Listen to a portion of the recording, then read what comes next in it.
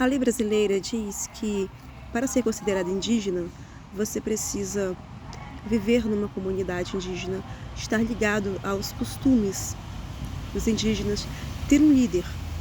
Ou seja, o indígena, ele não pode ser alguém que não tem laços culturais com a comunidade indígena. Mas esse critério, ele não serve para aplicarmos à população afrodescendente. Os afrodescendentes são considerados negros, independente da variedade do tom de pele do negro, independente se ele vive a cultura afro, como por exemplo, se ele pertence a uma religião de matriz afro, se ele vive em comunidades quilombolas, ou se ele usa necessariamente o seu cabelo tal como ele é, encaracolado, crespo, ou se ele fala alguma língua, algum dialeto africano. Não. O negro, o afrodescendente, ele é considerado negro por ele também descender de negros, de africanos. Mas os descendentes de negros não necessitam viver dentro da cultura afro para poder usufruir dessa identidade e também para poder ter os benefícios em relação da reparação histórica que os governos, inclusive o brasileiro, oferecem, como por exemplo o sistema de cotas.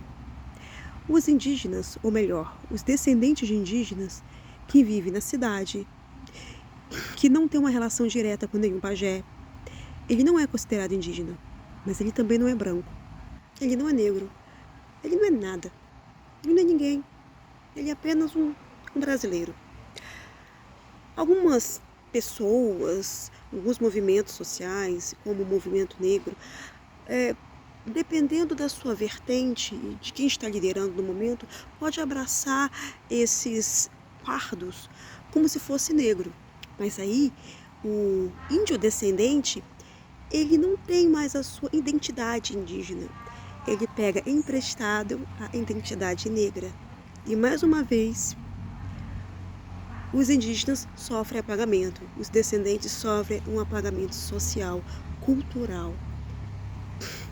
Talvez se fosse feito através de critério genético, um exame, talvez poderia ser mais fácil ver quantos por cento que alguém é indígena, alguém é negro, mas não, é um critério fenotípico, no caso dos negros, em que você vai ver quanto de melanina, quanto que o cabelo é crespo, quanto que o nariz é largo, os lábios são grossos. E com o indígena não se considera essas características fenotípicas, mas sim a vivência social. Então os critérios eles são bem diferentes. Isso não me parece justo. Mas será que a reparação histórica tem a ver com justiça ou tem a ver com grupos sociais que têm poder político?